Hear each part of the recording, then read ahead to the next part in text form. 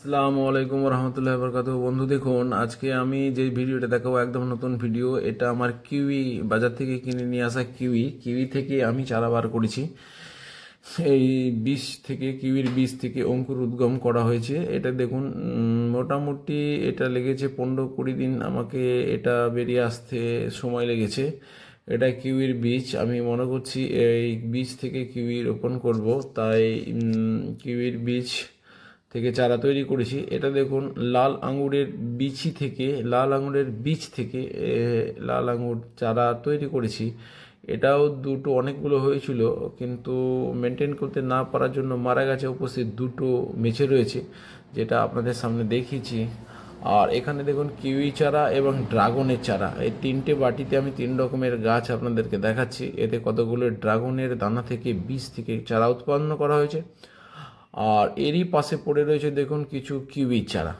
এখানে কিউইর 2-4টে দানা দিয়ে দিয়েছিলাম, এখান থেকে কটা বেরিয়েছে। এবং এখানটা হচ্ছে আপনার লাল আঙ্গুরের চারা, বাজার থেকে কিনে নিয়ে এসে খাওয়ার পরে আঙ্গুরের বীজটাকে ভালো করে ধুয়ে মুখগুলোকে একটু ভেঙে দিয়ে অঙ্কুর উদ্গম করার চেষ্টা করেছি। এটা শুধু কাঠের গুঁড়ো বা কাঠের চিপ, যেটা আপনার মিল থেকে পাওয়া যায়, সেখান থেকে নিয়ে এসে দেখুন কিউইর পাতাটা দেখলে বুঝতে পারবেন এই পাতা ছাড়ছে, 2 পাতা করে পাতা বেরিয়েছে।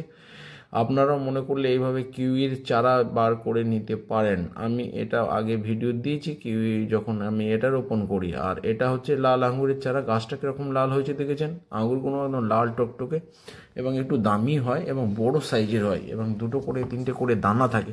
সেই দানা থেকে আমি এই 2টো বীজ হয়েছে। আমি আশা করি এই বীজ দুটোকে পরিপাটি করে বড় করার চেষ্টা করব। আর এটা হচ্ছে আপনার লাল ড্রাগন যেটা আছে আমার, সেই ড্রাগন খেয়ে এখানে দানা বীজ দিয়ে, এই দানা দিয়ে এখানে আমি চারা বার করেছি।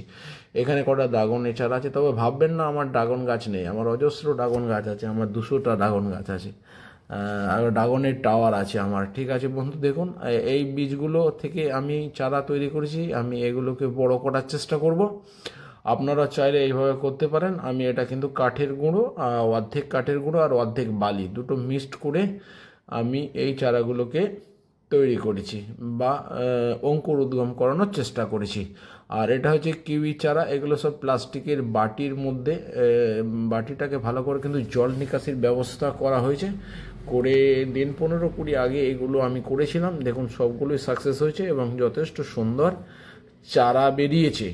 এই চারাগুলোকে আমি কিন্তু আলাদা আলাদা করে পটে রিপোর্ট করব, সেটা আমি ভিডিও পরে দিয়ে দেবো।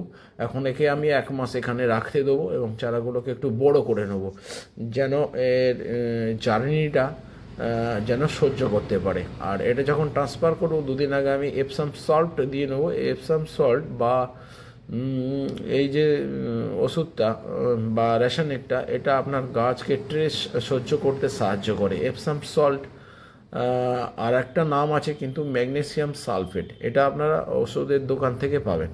তো 2-4 দানা দিয়ে দিলে পরে এই গাছকে রিপোর্টের সময় যে জার্নি হয়, জাকাল হয়, সেটা ওরা সহ্য করতে পেরে নেয়। ঠিক আছে বন্ধু, এই বলে ভিডিও থেকে আসছি। বারবারের মতো লাইক, শেয়ার, কমেন্ট এবং সাবস্ক্রাইবের অনুরোধ করছি। ভিডিও দেখতে থাকুন। নতুন নতুন ভিডিও দেখার জন্য আমার চ্যানেলকে সাবস্ক্রাইব করবেন, ভালো লাগলে লাইক করবেন। খোদা হাফেজ। ভিডিও থেকে আসছি, পরবর্তী ভিডিওতে আবার দেখা হবে ইনশাআল্লাহ।